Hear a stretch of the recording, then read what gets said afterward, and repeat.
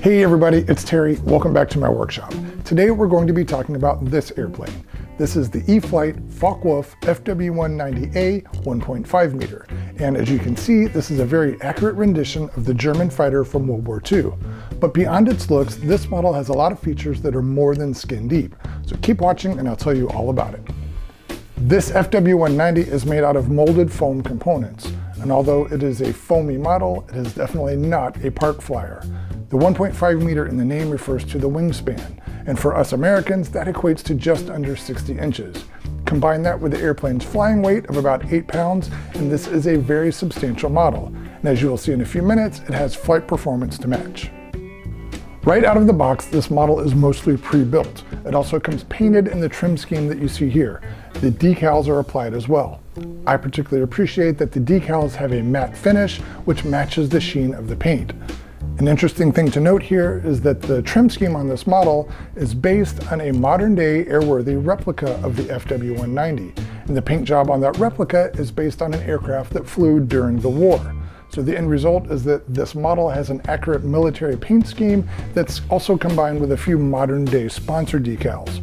For you purists out there who think you might be bothered by the sponsor decals, there's no need to worry because they can be pulled off without damaging the paint. E-flite offers two versions of the FW190. There is the Bind and Fly Basic, which I have here, as well as the Plug and Play.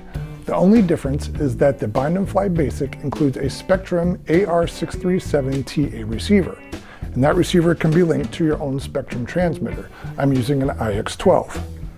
The Plug and Play version requires you to provide your own receiver of 6 or more channels.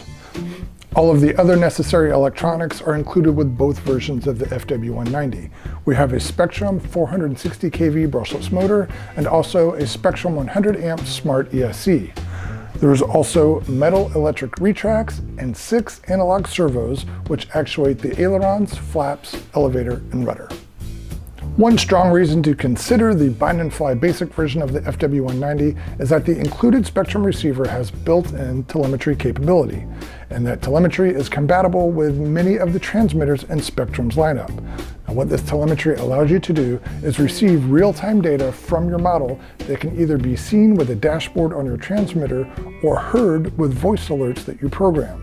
Now, among the many different data streams you can choose to receive are particularly helpful things such as the altitude of your model, the temperature of your speed control, or the voltage of your battery. Speaking of the battery, you will need to provide a 6-cell lithium polymer battery that ranges in capacity anywhere from 3,200 milliamp hours all the way up to 7,000 milliamp hours. Now, I've flown this model with 2 different size batteries. The first is 3,200 milliamp hours, and this battery typically gives me flight times of around 5 minutes.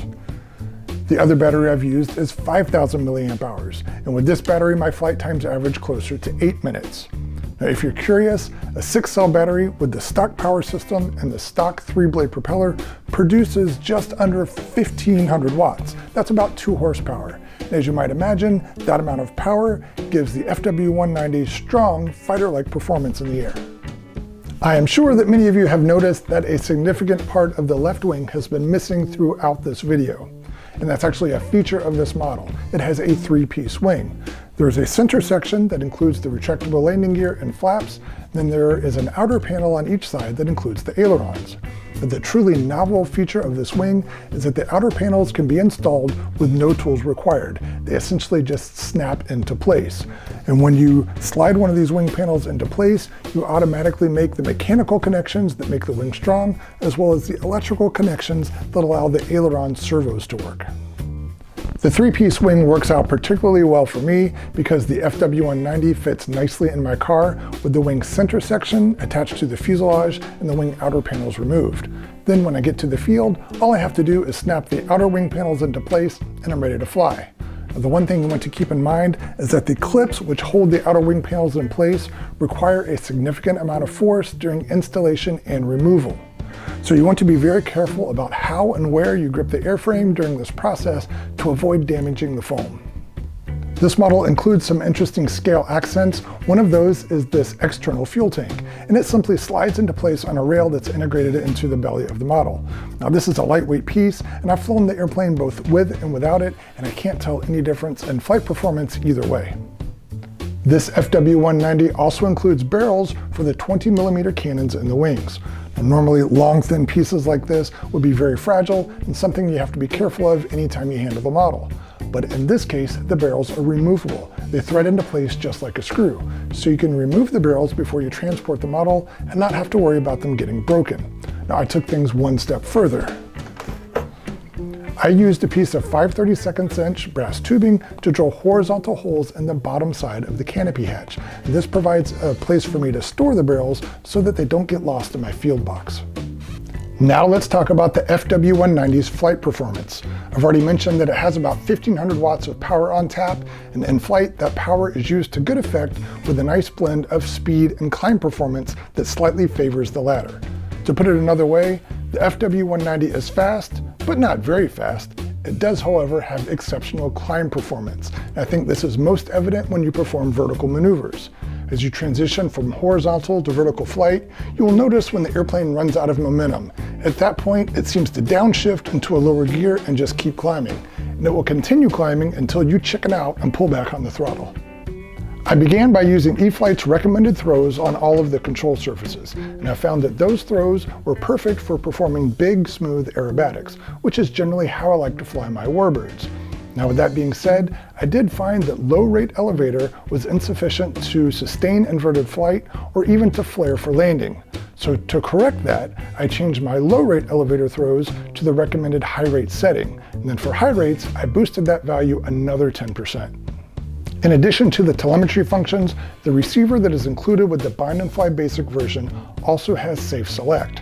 Now, we've talked about SAFE a million times in a million different reviews, so we don't need to get into the details here. However, there are a couple of aspects which are unique to this model that I think are worth mentioning. The first is that when you engage SAFE, you also activate a built-in Aileron Rudder mix.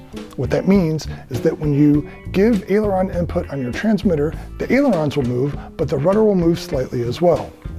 Now, generally speaking, we as pilots should strive to make those types of coordinated inputs manually with most of our models. I mean, a lot of airplanes simply turn better that way. And in the case of the FW190, I can tell you that it looks really great arcing through a turn with those coordinated controls.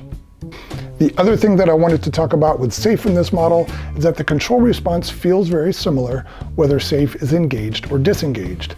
Now SAFE still provides the auto leveling and the pitch and bank limits that less experienced pilots are looking for, but I do not think that it numbs the control response like it seems to do with many of my other models which are equipped with SAFE.